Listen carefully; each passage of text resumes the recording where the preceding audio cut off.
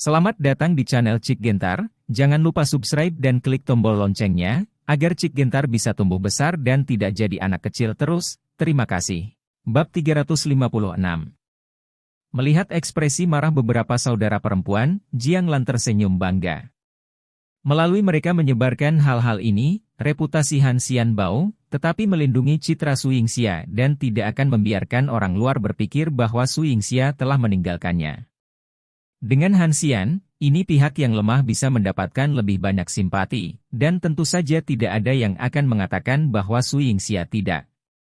Adapun seberapa parah Han Xian akan dimarahi, Jiang Lan tidak peduli, dia tidak memiliki rencana untuk menjadi ibu mertua Han Xian lagi, dan Jiang Lan percaya bahwa Han Xian tidak akan pernah menyangkal hal-hal ini untuk melindungi Su Yingxia. Dia pasti akan diam-diam menanggung keburukan itu. Ini laki-laki. Seorang bajingan yang rendah hati dan tidak berguna berani melakukan hal seperti itu. Apa yang bisa dia lakukan? Jiang Lan berkata sambil menghela nafas. Han Xian ini pasti menjadi lebih baik karena hubungannya dengan keluarga Tian, jadi dia terombang-ambing, dan dia berani melakukan sesuatu yang membuat Su Yingxia menyesal. Dia telah berada di keluarga Su selama bertahun-tahun, berapa banyak nasi lunak yang dia makan, dia hanyalah serigala bermata putih. Dikhianati oleh orang seperti itu. Beberapa saudara perempuan menyerang Han Xian tanpa menunjukkan belas kasihan. Pada saat ini, Su Yingxia, yang berada di perusahaan, tidak tahu apa-apa, dia sibuk dengan pekerjaannya, dan dokumen di mejanya menumpuk seperti gunung. Sejak Qin Lin pergi, dia adalah satu-satunya yang dapat menangani segala sesuatu di perusahaan, dan tidak ada yang dapat membantunya membagikannya, jadi Su Yingxia sekarang memiliki beban yang sangat berat di pundaknya. Untungnya, pembentukan grup Han belum membentuk perusahaan keluarga Su. Shock, jika tidak, Su Yingxia akan mengalami lebih banyak sakit kepala. Yingxia, ini waktunya makan siang, ayo makan dulu.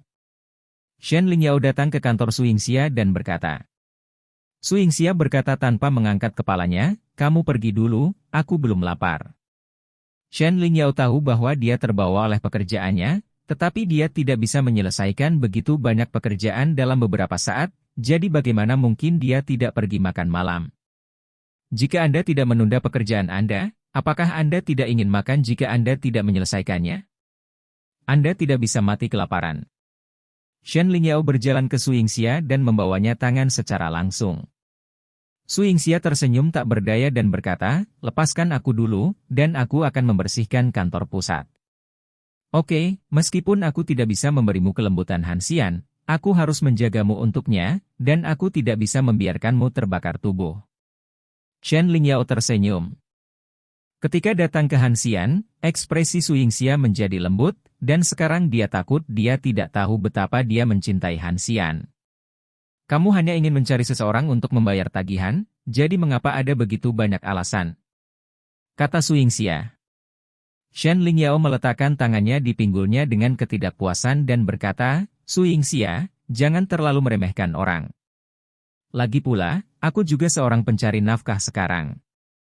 Jika kamu takut aku akan mengambil keuntungan darimu, aku akan melakukannya. Bayarlah hari ini. Kamu harus menghemat uangmu untuk membeli kosmetik. Ya, aku juga berharap kamu menemukan pacar lebih cepat, goda Su Yingxia. Pipi Shen Lingyao melotot karena marah, dan berkata, apakah kamu pikir aku jelek? Aku akan bertarung denganmu. Keduanya berkelahi seperti anak-anak. Hanya saudara perempuan yang benar-benar memiliki hubungan yang baik yang akan memiliki suasana seperti itu. Setelah pertengkaran, keduanya meninggalkan perusahaan bersama-sama. Ada banyak restoran dan makanan cepat saji di dekatnya, dan keduanya memilih tempat dengan keluarga paling sedikit. Segera setelah saya duduk di kursi, saya mendengar seseorang berkata, pernahkah Anda mendengar bahwa Su Yingxia dan Han Xian masih bercerai? Saya tidak berharap mereka bertahan setelah bertahun-tahun. Banyak orang berpikir bahwa mereka akan bercerai. Segera, tetapi 3 tahun kemudian, tidak ada gerakan sama sekali, bagaimana bisa begitu tiba-tiba sekarang? Saya mendengar bahwa Han Xian yang menipu dan bermain di luar. Wanita itu diperkosa oleh Su Yingxia. Idiot ini masih curang, dia terlalu kasihan pada Su Yingxia. Beberapa gadis berdiskusi dengan suara rendah. Meskipun masalah ini hanya setengah hari waktu fermentasi, itu telah menyebar sangat luas, karena saudara perempuan Jiang Lan bukan orang biasa. Mereka sangat terhubung dengan baik. Chuan Bai, sekarang setengah kecil Yun Cheng tahu tentang masalah ini. Ketika Su Yingxia dan Shen Lingyao mendengar kata-kata ini, mereka tidak bisa tidak merasa sedikit bingung. Sebagai saudara perempuan Su Yingxia, Shen Lingyao tahu betul hubungan antara Su Yingxia dan Han Xian, dan insiden Jin Qiacheng hanyalah kesalahpahaman. Adapun Su Yingxia, itu bahkan lebih konyol. Sebagai klien, dia tidak tahu, dan dari mana orang-orang ini mendapatkan berita palsu. Omong kosong apa yang kamu bicarakan, bagaimana Su Yingxia dan Han Xian bisa bercerai? Mendengar diskusi panas di antara kelompok itu, Shen Lingyao tidak bisa menahan diri untuk berdiri dan berkata, "Siapa yang berbicara omong kosong? Ini adalah cerita dari Su Ibu Yingxia. Itu tidak akan pernah palsu. Bibi ketigaku adalah saudara perempuan Jiang Lan. Jiang Lan memberitahunya masalah ini, kamu tidak tahu apa-apa, jadi jangan tunjuk orang lain di sini." Setelah Shen Lingyao mendengar kata-kata ini, aku tertegun, apakah ini berasal dari mulut Jiang Lan? Bagaimana mungkin, mengapa dia tiba-tiba mengatakan hal-hal ini? Setelah duduk lagi, Shen Lingyao bertanya kepada Su Yingxia, "Yingxia, ada apa? Apa yang ibumu lakukan?" Su Yingxia menundukkan kepalanya untuk menghindari ketahuan oleh orang lain, dan berkata, "Seharusnya tidak, itu mungkin palsu. Berita, ibu saya tidak akan berbicara buruk tentang Han Xian sekarang, dan bahkan lebih tidak mungkin untuk mengarang sesuatu seperti ini." Mengetahui identitas Han Xian, meskipun Jiang Lan tidak menunjukkan banyak rasa takut pada Han Xian, dia juga tidak. Adapun memprovokasi hal-hal ini, Su Yingxia merasa sangat mungkin itu hanya cerita palsu. "Mengapa kamu tidak menelepon Bibi dan bertanya?" kata Shen Lingyao cemas, tanpa alasan. Karena berita semacam ini dapat menyebar, pasti ada beberapa alasan. Shen Lingyao tidak ingin ucapan tidak menyenangkan ini kepada Su Yingxia terus menyebar. "Tidak perlu, aku akan bertanya kapan aku pulang malam ini. Aku masih ada pekerjaan yang harus dilakukan di sore hari, jadi cepatlah makan," kata Su Yingxia. Shen Lingyao berpikir bahwa ini sangat tidak mungkin. Karena Su Yingxia tidak terburu-buru, mengapa Kaisar tidak terburu-buru untuk Kasim? Setelah kembali ke perusahaan setelah makan malam, Su Yingxia selalu gelisah, selalu merasa seolah-olah sesuatu akan terjadi. Ketika akhirnya tiba waktunya untuk pulang kerja, dia tidak melihat Han Xian di pintu perusahaan. Su Yingxia merasa kosong di hatinya. Dia hanya bisa menghibur dirinya sendiri bahwa Han Xian juga sangat sibuk baru-baru ini, dan mungkin tidak punya waktu untuk menjemputnya. Kembali ke rumah, Su Yingxia menemukan bahwa Jiang Lan dan Su Guoyao ada di rumah, dan mereka duduk di ruang tamu, tampak seperti sedang menunggunya. "Bu, apakah kamu tahu ada desas-desus di luar sana sekarang bahwa seseorang mengatakan bahwa aku menceraikan Xian, dan mereka juga mengatakan bahwa kamulah yang mengatakan masalah itu." "Kamu mengatakan itu tidak lucu," kata Su Yingxia sambil tersenyum. "Kamu memang bercerai, dan kamu bahkan menandatangani perjanjian perceraian.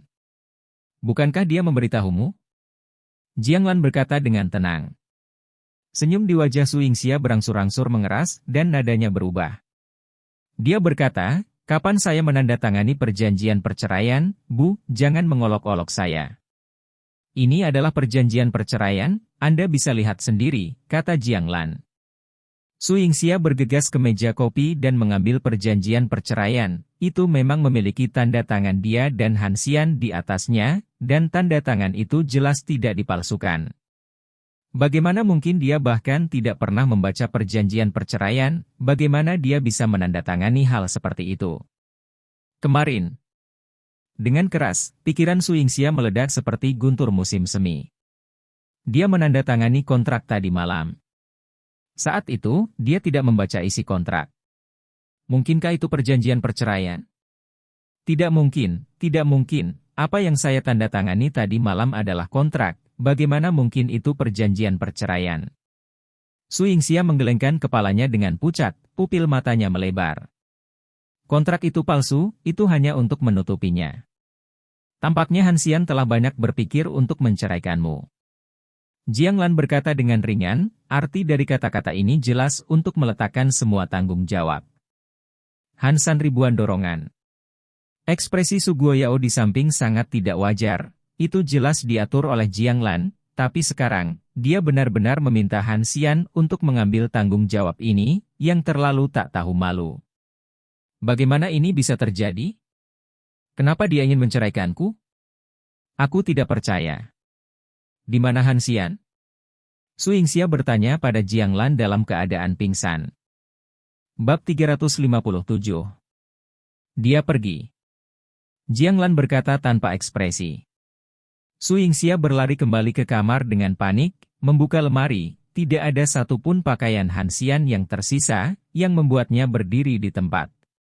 Pada saat ini, Jiang Lan berjalan ke pintu kamar lagi dan berkata kepada Su Yingxia, Han Xian mengubah triknya untuk menceraikanmu. Dia pasti sudah merencanakannya sejak lama. Mengapa kamu harus sedih untuk pria seperti ini? Bang! Su Yingxia membanting pintu hingga tertutup. Bagaimana Han Xian memperlakukannya, Su Yingxia tahu betul, dia benar-benar tidak dapat melakukan ini tanpa alasan, dan hubungan antara mereka berdua sangat stabil sekarang, dan semakin baik dan lebih baik. Mengapa Han Xian memilih untuk menceraikannya? Saat ini, Su Yingxia, yang penuh dengan lendir di kepalanya, menangis. Langit berbintang cerah tadi malam, tapi sekarang dunianya menjadi gelap. Dia tidak mengerti mengapa Han Xian melakukan ini. Jiang Lan di luar pintu menghela nafas sedikit, tetapi Su Yingxia akan memiliki reaksi seperti itu, dia sudah lama menduga. Lihat apa yang kamu lakukan. Su Guoyao mengeluh kepada Jiang Lan. Aku juga melakukannya untuk kebaikannya, dan hal kecil ini akan baik-baik saja dalam beberapa hari, mengapa kamu gugup? Jiang Lan berkata dengan dingin. Su Guoyao menghela nafas berat dan kembali ke kamar di lantai 2. Hiting tidak mengerti apa yang terjadi sampai sekarang Han Xian menandatangani perjanjian perceraian dengan Su Yingxia. Meskipun dia tidak tahu alasannya, dia yakin itu ada hubungannya dengan Jiang Lan. Juga sebagai seorang ibu, dia benar-benar tidak mengerti mengapa Jiang Lan berulang kali menghancurkan hubungan antara Han Xian dan Su Yingxia. Hiting merasa tertekan ketika dia mendengar tangisan Su Yingxia di kamar, dia tidak pergi ke pintu kamar sampai Jiang Lan juga naik ke atas. Yingxia, bisakah Bibihi masuk? Kata Hiting. Setelah beberapa saat, Su Yingxia membuka pintu, dan air mata di wajahnya bahkan lebih memilukan. Bibihi, kapan San Qian pergi? Su Yingxia bertanya. Dia pergi tak lama setelah kamu pergi bekerja. Sebelum pergi, dia memintaku untuk menjagamu. Meskipun aku tidak tahu apa yang terjadi, aku yakin Han Xian tidak akan memperlakukanmu seperti ini. Pasti ada alasan untuknya. Untuk melakukannya. Hiting berkata dengan cemas, karena takut Su Yingxia akan salah paham dengan Han Xian. Setelah Su Yingxia tenang, dia juga ingin memahami masalah ini. Han Xian menceraikannya tanpa alasan. Pasti ada alasan, dan alasan ini pasti ada hubungannya dengan Jiang Lan. Aku tahu, dia ada di sana untuk melindungiku, kata Su Yingxia. Hiting menghela nafas lega, seolah-olah tidak ada kesalahpahaman, dia berkata, kamu mengerti itu yang terbaik. Tapi karena kita adalah suami dan istri, mengapa kita tidak bisa menghadapi kesulitan bersama? Su Yingxia tidak. Bodoh, dia bisa memikirkan alasan perceraian mendadak. Han 3000 pasti telah membuat pilihan seperti itu karena grup Han, dan pilihan ini kemungkinan besar disebutkan oleh Jiang Lan. Mungkin, ketika dia menghadapinya sendiri, dia tidak akan khawatir dan bisa menyelesaikan masalah ini dengan lebih baik. Hiting berkata bahwa dia tidak tahu apa-apa, jadi dia hanya bisa menghibur Su Yingxia dengan cara ini. Mungkin. Su Yingxia mengangguk, tapi dia tidak menyalahkan Han Xian sedikit pun, dan karena semuanya sudah sejauh ini, Su Yingxia akan menghormati keputusan Han Xian. Karena dia tidak bisa membantu dengan masalah ini, dia tidak akan pernah ingin menunda mundurnya Han Xian. Setelah makan malam, Bibihi membuat favoritmu, kata Hiting. Su Yingxia mengangguk dan berjalan ke meja makan bersama Hiting. Jianglan dan Su Guoyao tidak muncul saat makan. Su Guoyao tidak tahu bagaimana menghadapi Su Yingxia, tetapi Jianglan takut jika Su Yingxia memperhatikan sesuatu, dia akan ditanyai. Lin Yong membantu Han Xian membeli rumah di apartemen lift untuk ditinggali Han Xian. Ketika Han Xian masuk ke lift dengan barang bawaannya, aroma tercium di angin. Dua gadis yang sangat muda berjalan di lift bergandengan tangan, dan mereka tampaknya memiliki hubungan yang sangat dekat. Ketika mereka melihat lantai yang ditekan Han Xian, mereka mau tidak mau menunjukkan sedikit kejutan. "Apakah kamu menyewa kamar di lantai 16? Salah satu wanita bertanya pada Han Xian. Dia jelas lebih antusias, dan dia benar-benar berbeda dari gadis lain. "Ya." Han Xian berkata sambil tersenyum, "Rumah ini tidak disewa, tetapi dibeli," tetapi karena pihak lain mengatakan demikian, Han Xian terlalu malas untuk menjelaskan. "Aku juga tinggal di lantai 16. Mulai sekarang kita akan bertetangga. Namaku Yang Meng, dan namanya Mi Fel. Senang bertemu denganmu." Han Xian menjawab dengan sopan, menjabat tangan Yang Meng, dan berkata, "Nama keluarga saya Han, Anda bisa memanggil saya Lau Han." Yang Meng sangat antusias, tetapi Mi Fel memperlakukan Han Xian dengan sangat dingin, dan bahkan dia tidak melihat di Han Xian, apalagi menyapa. Han Xian bukan tipe orang yang memiliki wajah panas dan pantat dingin, tidak perlu memegang orang yang begitu dingin di tangannya, belum lagi Han Xian tidak mengambil kecantikan mereka di matanya. Itu kebetulan bahwa mereka tinggal di lantai 16 bersama, dan itu dari pintu ke pintu. Bahkan Han Xian sedikit terkejut. Mungkinkah itu takdir legendaris, atau pria Lin Yong yang sengaja mengaturnya seperti ini? Setelah kembali ke rumah, Mi Fel melepas sepatu hak tingginya dan berkata kepada Yang Meng, "Bukankah aku sudah memberitahumu, jangan terlalu antusias dengan semua orang, kamu harus sedikit waspada, tahukah kamu siapa dia? Wan Wan adalah orang jahat." "Saudari Fei, saya tidak berpikir dia orang jahat. Dia tidak memandangnya dari awal hingga akhir. Dia berbeda dari pria lain," kata Yang Meng. Mi Fel tersenyum ringan dan berkata, "Ada semacam orang yang sengaja berpura-pura serius di permukaan. Tidakkah kamu tahu itu? Saya tidak berpikir dia adalah hal yang baik." Yang Meng tampak tak berdaya. Kewaspadaan laki-laki sangat berat, dan semua orang terlihat seperti satir badas. Meskipun ini benar bagi kebanyakan pria, ada beberapa yang jujur di antara mereka. Dari sudut pandang Yang Meng, Han tua ini adalah orang yang jujur. Sejak mereka memasuki lift, mata Han Xian belum tersapu, yang sangat jarang terjadi. "Saudari Fei, kamu harus berpikir begitu buruk tentang setiap pria," kata Yang Meng. "Bukan itu yang kupikirkan, tapi mereka sudah buruk. Jangan bahas masalah ini. Apakah kamu sudah menyiapkan resumemu?" "Jangan khawatir, aku tidak akan menunggumu," kata Mi Fel.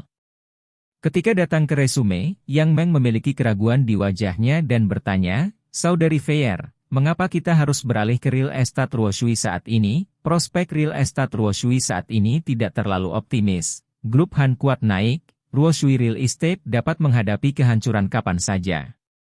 Perusahaan seperti ini dalam krisis dapat memiliki perkembangan yang lebih baik, menghadapi kesulitan bersama dengan perusahaan, dan memiliki peluang lebih besar untuk promosi di masa depan. Apakah Anda ingin duduk di hidup seperti itu sepanjang hidupmu? Pekerjaan tanpa masa depan, jelas Mi Fel. Meskipun ini adalah kebenaran, bagaimana jika real estate Ruoshui runtuh?" Yang Meng khawatir. Dibandingkan dengan Mi Fi, dia menginginkan lebih banyak stabilitas, dan pekerjaan serta pendapatan yang stabil sudah cukup. "Kita masih bisa berganti perusahaan, dan kita tidak akan kehilangan apapun," Mi Fel berkata dengan sangat langsung. Bagi seorang wanita dengan hati utilitarian yang kuat seperti dia, hidup adalah pertaruhan lagi dan lagi. Selama Anda bisa memenangkan pertaruhan sekali, maka lintasan hidup bisa berbeda. Bentuk real estate Ruoshui saat ini memang tidak terlalu bagus, tetapi dalam pandangan Mi Fel, itu kebetulan merupakan peluang. Sulit bagi perusahaan yang berkembang dengan baik untuk membuat prestasi luar biasa. Bahkan jika itu terjadi, itu akan diambil oleh bos, tetapi real estate Ruoshui berbeda dan dalam kesulitan. Saat ini, ada lebih banyak peluang kinerja, dan real estate Ruoshui juga memiliki belakang panggung, jadi Mifel bersedia mencobanya. Itu benar. Yang Meng mengangguk. Untuk karyawan biasa seperti dia, pindah perusahaan bukanlah masalah besar, dan dia terbiasa mendengarkan pengaturan Mifel. Karena Mifel akan pergi ke real estate Ruoshui, dia pasti akan mengikuti. Saya akan menulis resume saya nanti, dan kemudian mengirimkannya ke Ruoshui Real Estate, kata Yang Meng. Di sisi lain, setelah Han Xian meletakkan barang bawaannya, dia berbaring di sofa di ruang tamu untuk melepaskannya. Su Yingxia seharusnya sudah kembali ke rumah saat ini, dan dia tidak tahu bagaimana perasaannya sekarang. Saat malam tiba, Han Xian di sofa di ruang tamu apartemen lift dan Su Yingxia di kamar villa sisi gunung ditakdirkan untuk tidak bisa tidur nyenyak malam ini. Bab 358. Pagi-pagi keesokan harinya, Han Xian membuka matanya dan terbiasa melihat ke kiri, karena saat ini dia harus meminta Su Yingxia untuk bangun dan berlari di pagi hari, tetapi ketika dia menoleh, dia menemukan bahwa tidak ada siapa-siapa di sana, dan dia tidak bisa menahan senyum kecut. Aku sudah terbiasa dengan hal-hal begitu lama, tapi aku masih tidak bisa mengubahnya. Villa di lereng gunung, alarm berbunyi, menunjukkan bahwa sudah waktunya untuk lari pagi. Su Yingxia tanpa sadar berteriak, 3000, matikan alarm dengan cepat. Setelah mengucapkan kata-kata ini, Su Yingxia tiba-tiba membuka matanya, hanya untuk menyadari bahwa hanya dirinya sendiri yang berbaring di tempat tidur, dan dia tidak bisa menahan diri untuk tidak kehilangan akal. Dua orang yang tidak berjauhan bangkit pada saat yang sama, tetapi mereka kehilangan semangat masa lalu. Su Yingxia berlari ke puncak gunung sendirian. Han Xian bersiap untuk turun dan membiasakan diri dengan lingkungan di masyarakat. Begitu pintu dibuka, Han Xian melihat Mifel dalam pakaian olahraga, terlihat sangat energik dan mampu. Dilihat dari penampilannya, dia juga harus melakukan latihan pagi. Halo. Han Xian menyapa dengan acuh tak acuh. Ketika keduanya sedang menunggu lift bersama, Mifel berdiri 1 meter di belakang Han Xian. Ini adalah kewaspadaannya terhadap orang asing. Dalam situasi ini dengan hanya 2 orang, dia tidak akan pernah membiarkan orang lain berdiri di belakangnya. Melihat punggung Han Xian, dia tinggi dan lurus. Dibandingkan dengan banyak anak muda yang membungkuk, sosoknya pasti sangat bagus, dan dia juga dianggap sebagai tipe orang berotot kecil. Dia harus sangat disiplin diri. Dan disukai orang yang berolahraga, ini sangat mirip dengan Mifel. Pintu lift reflektif. Han Xian tiba-tiba berbicara, memecah kesunyian. Mifel tidak bisa menahan diri untuk tidak melihat ke pintu lift, dan kemudian dia menyadari apa yang dia lakukan di belakang Han Xian, yang jelas tercermin dari pintu lift. Apakah kamu sering berolahraga? Mifel mengganti topik pembicaraan agar tidak mempermalukan dirinya sendiri. Setiap hari, kata Han Xian. Mifel bertanya pada dirinya sendiri bahwa dia adalah orang yang sangat dingin, tetapi dia tidak berharap Han Xian lebih menyendiri daripada dia. Apakah ini sikap yang disengaja, atau memang begitu? Mifel berhenti berbicara dan mengambil inisiatif untuk berbicara, juga untuk meredakan rasa malu, yang merupakan hal yang sangat langka baginya. Keduanya membagi barang-barang di lantai bawah. Han Xian berlari di komunitas. Dibandingkan dengan Gunung Yunding, kualitas udara di sini beberapa tingkat lebih buruk. Adapun pemandangan, belum lagi pemandangan, seluruh Yuncheng tidak dapat menemukannya. Tempat yang bisa dibandingkan dengan Gunung Genting. Setelah berlari di sekitar komunitas, Han Xian baru saja berjalan ke lantai bawah unit ketika dia mendengar suara pertengkaran tidak jauh dari sana. Mifel bertengkar dengan seorang wanita muda. Karena wanita muda itu tidak memiliki tali ketika dia sedang berjalan-jalan dengan anjing, Mifel melangkah maju dan membujuk beberapa kata. Tanpa diduga, wanita muda itu bereaksi dengan kasar dan memarahi, membuat Mifi marah. Anjingku tidak menggigit, apa hubungannya denganmu? Kamu adalah makhluk yang sangat centil sehingga kamu bahkan tidak bisa mengatur dirimu sendiri, jadi kamu punya hak untuk mengendalikanku? Wanita muda itu menempelkan pinggangnya dan tampak sombong. Anda pikir anjing Anda tidak menggigit, tetapi Anda harus mempertimbangkan perasaan orang lain, tidak semua orang dekat dengannya. kata Mifel. Saya pemiliknya di sini. Apakah Anda membeli rumah di sini? Anda masih memenuhi syarat untuk memberi saya pelajaran. Dilihat dari penampilan Anda sedang menyewa rumah, kan? Wanita muda itu memandang Mifel dengan jijik. Apakah ini ada hubungannya dengan mengajak anjing Anda berjalan-jalan tanpa tali, kata Mifel. Saya membawa anjing itu berjalan-jalan tanpa tali. Apakah itu ada hubungannya dengan Anda? Apakah dia menggigit Anda, kata wanita muda itu. Menghadapi perilaku wanita muda yang tidak masuk akal itu, Mifel jelas dirugikan. Pada saat ini, seorang pria parubaya berjalan ke wanita muda itu, menunjuk ke arah Mifel dan memarahi, "Ibu mertua yang bau, apa yang kamu lakukan? Bisakah kamu mengatur urusan keluargaku?" Saya hanya membujuknya, kalau dia menggigit seseorang, itu tidak baik untuk siapapun. Momentum Mifel jelas lebih lemah, pihak lain adalah pria besar, jika dia kasar padanya, dia pasti akan menderita. Aku punya uang untuk membayar menggigit seseorang. Itu tidak ada hubungannya denganmu. Jangan ikut campur dalam urusanmu sendiri dan pergi dari sini. Kata pria parubaya itu dengan marah. Mifel sangat marah sehingga dia muntah darah. Saat ini, dia melihat Hansian di lantai bawah di unit. Dia berpikir bahwa Hansian akan datang untuk membantu dan mengucapkan beberapa patah kata. Dengan seorang pria di sini, dia lebih percaya diri, tetapi Mifel tidak. Apa yang saya pikir adalah bahwa Hansian pergi dengan ekspresi tenang. Dia masih bukan laki-laki, dan dia baru saja pergi. Hansian tidak ingin mencampuri urusannya sendiri, dan dengan sikap acuh tak acuh Mifel untuk menolak orang lain, dia mungkin tidak ingin dia ikut campur, jadi mengapa repot-repot sendiri. Di lift, pintu lift hampir menutup ketika Mifel masuk dengan marah. Apakah kamu nyaman menonton pertunjukan yang bagus? Mifel berkata kepada Hansian setelah beberapa saat. Jika itu Yang Meng, saya akan membantu, kata Hansian. Kalimat ini membuat Mifel sedikit bingung. Itu karena jadi dia tidak membantu. Apakah pria ini perlu berbicara secara langsung? Ya, Yang Meng lebih mudah ditipu, dan lebih mudah ditipu oleh trik pahlawan ini untuk menyelamatkan kecantikan, kata Mifel dengan gigi terkatup. Hansian tersenyum ringan dan berkata, karena kamu ingin menjadi gunung es, kamu harus menahan dingin, berpura-pura tinggi, dan ingin meminta bantuan orang lain. Apakah seluruh dunia berutang padamu?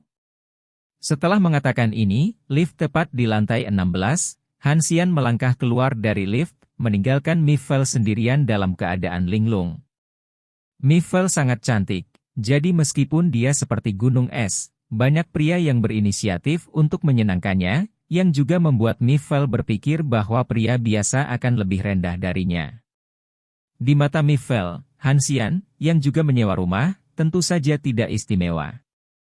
Tapi dia tidak pernah membayangkan bahwa Hansian akan benar-benar mengatakan hal seperti itu. Dia bertanya pada dirinya sendiri Gaoleng, tetapi Gaoleng Hansian tampaknya sedikit lebih tinggi darinya. Melihat Hansian membuka pintu dan pulang, Mifel menggertakkan giginya dan berkata, ada semacam pria di dunia, tetapi dia terlalu besar, dan dia berbicara tentang orang sepertimu. Dengan marah kembali ke rumah, Yang Meng sudah di dapur setelah memasak bubur. Meskipun dia tidak suka olahraga pagi, dia bangun pagi-pagi sekali, dan dia membuat hampir setiap sarapan. Saudari Feier, siapa yang membuatmu marah? Yang Meng memandang Mifel dengan bingung. Bukan orang yang berlawanan, kata Mifel getir. Hantua? Yang Meng tampak terkejut dan bertanya, apakah Lauhan bangun pagi-pagi sekali? Saudari Mayfair, seperti kata pepatah, kerabat jauh lebih baik daripada tetangga dekat, kita harus memiliki hubungan yang baik dengan tetangga, atau aku biarkan dia datang untuk sarapan. Kata Yang Meng. Mifel sekarang tidak sabar untuk mengupas kram Hansian. Sejak kecil, Hansian adalah orang pertama yang memperlakukannya dengan sangat dingin, dan dia berpikir untuk sarapan di rumahnya. Bagaimana ini bisa terjadi? Kamu gadis, kamu akan diculik cepat atau lambat. Apakah kamu akrab dengannya? Kamu harus mengundangnya ke rumah untuk sarapan, kata Mifel dengan nada mencela. Yang Meng mengerutkan bibirnya dan tidak berani berbicara lagi. Meskipun Mifel terkadang kuat, Yang Meng tahu bahwa itu untuk kebaikannya sendiri. Jika bukan karena Mifel, dia akan ditipu oleh orang-orang itu sejak lama. Baiklah kalau begitu, ayo makan sendiri, kata Yang Meng. Setelah sarapan, keduanya menerima balasan lamaran pekerjaan dari Ruoshui Real Estate di kotak surat mereka, dan meminta mereka datang ke perusahaan untuk wawancara hari ini, yang membuat Mifel penuh harapan. Han Xian kembali ke rumah, mandi, dan berganti pakaian. Hari ini, dia akan membahas kerjasama dengan perusahaan lain dengan Song Liang, tetapi dia tidak muncul sebagai bos, tetapi berpura-pura menjadi asisten Song Liang. Lihatlah yang lain sikap orang terhadap masalah tersebut. Secara kebetulan, Han Xian dan Mifel bertemu lagi di pintu lift, mungkin tidak demikian. Han tua, apakah kamu akan bekerja? Yang Meng berinisiatif mendekati Han Xian. Ya, apakah kamu juga pergi bekerja? Han Xian bertanya sambil tersenyum. Rasanya seperti bertemu seorang teman lama di toilet dan bertanya apakah dia pergi ke toilet. Tidak ada topik obrolan yang bergizi sama sekali. Pergi ke perusahaan baru untuk wawancara, apakah Anda tahu Ruoshui Real Estate? Yang Meng bertanya. Real estate air yang lemah? 4 kata ini membuat Han Xian tercengang. Ini bukan situasi yang keterlaluan sehingga mereka berdua benar-benar pergi ke Ruoshui Real Estate untuk wawancara. Ini bukan waktu yang tepat untuk pergi ke Ruoshui Real Estate untuk wawancara sekarang, kata Han Xian. HMPH, Mifel mendengus dingin, dan berkata, orang sepertimu yang tidak memiliki pola secara alami tidak mengerti mengapa kita pergi ke Ruoshui Real Estate, jadi aku terlalu malas untuk menjelaskannya padamu. Han Xian memandang Yang Meng dan berkata, ayo, kamu pasti akan berhasil dalam wawancara. Merasa bahwa dia diabaikan oleh Han Xian, kulit kepala Mifel kesemutan karena marah lagi.